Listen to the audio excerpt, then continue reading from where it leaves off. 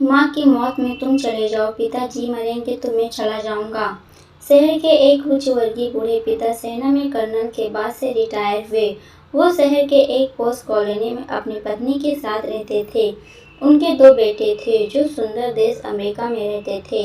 यहाँ पे ये बताने की कोई ज़रूरत नहीं है कि माता पिता ने अपने लाडलों को पालने पोसने में कोई कोर कसर नहीं रखी। बच्चे सफलता की सीढ़ियां चढ़ते गए, पढ़ लिख कर इतने योग्य हो गए कि दुनिया की सबसे नामी गिरामी कंपनी में उनको नौकरी मिल गई। संयोग से दोनों बेटे एक ही देश में लेकिन अलग अलग अपने परिवार के साथ रहते थे। एक दिन अचानक पिता ने उन्हें फ़ोन किया और रुआ से भरे गले से उन्हें खबर दी, बेटे तुम्हारी माँ अब इस दुनिया में नहीं रही। पिता अपनी पत्नी की मिट्टी के साथ बेटों के आ जाने का इंतजार करते रहे। एक दिन छोटा बेटा आया जिसका घर का नाम छोटू था। पिता ने पूछा, छोटू, मिंटू क्यों नहीं आया? मिंटू यानी बड़ा बेटा। पिता ने छोटू से कहा, उसे फ़ोन मिलाकर कहो, पहले उड़ान से आने को बोलो आए। धर्म अनुसार बड़े बेटे का आना सोच बूढ़े पिता फौजी ने जिद पकड़ लिए। छोटे बेटे के मुंह से एक ऐसा सच निकल पड़ा। उसने पिता से कहा कि मिंटू भैया ने कहा है कि माँ की मौत में तुम चले जाओ, पिताजी मरेंगे तो मैं चला जाऊंगा। कर्नल साहब कमरे के अंदर गए, खुद को कई बार संभाला, फिर उन्होंने चंद पंक्तियों को एक पत्र लिखा जो इस प्रकार था। प्रिय बेटो, मैंने और तुम्हारी माँ ने बहुत सारे अरमानों के साथ तुम लोगों को पाला पोसा। दुनिया के सारे सुख सुविधाएं तुम दोनों को दिए, देश दुनिया के बेहतरीन जगहों पर शिक्षा दिलाई। जब तुम्हारी माँ अंतिम सांस ले रही थी तो मैं उसके पास था।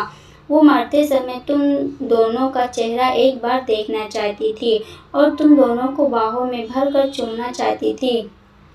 तुम लोग मुझे ढांचा बनाने के लिए मेरे पास होते। मेरी मौत के बाद मेरी लाश के पास तुम लोगों को इंतजार करने के लिए कोई नहीं होगा। सबसे बड़ी बात ये कि मैं नहीं चाहता कि मेरी लाश निपटाने के लिए तुम्हारे बड़े भाई को आना पड़े।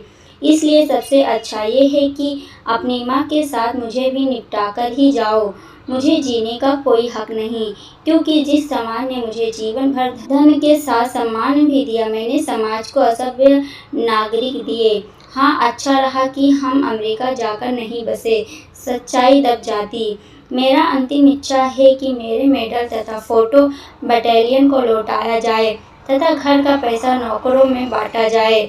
जमा पूंजी आदि वृद्ध सेवा केंद्र में तथा आदि सैनिक कल्याण में दिया जाए। तुम्हारा पिता। कमरे से ठाई की आवाज आई। कर्नल साहब ने खुद को गोली मार ली। ये क्या हुआ? किस कारण हुआ?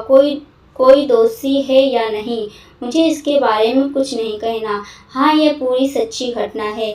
ये कहानी बस एक सीख के लिए है, उन औलादों के लिए जिनको माता पिता अपनी पूरी जिंदगी हर खुशी उन औलादों को ही समर्पित कर देती। लेकिन मिलता क्या है बुढ़ापे में?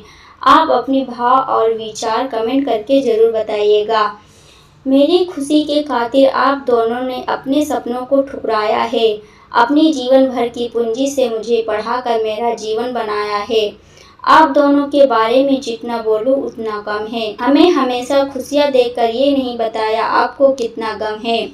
मेरी दुनिया में इतनी जो शोहरत है मेरे माता पिता की बदौलत है। तो दोस्तों, ये वीडियो आपको कैसी लगी? अच्छी लगी हो तो लाइक शेयर, चैनल पे नए आए हैं तो चैनल को सब्सक्राइब जरूर कर लेना।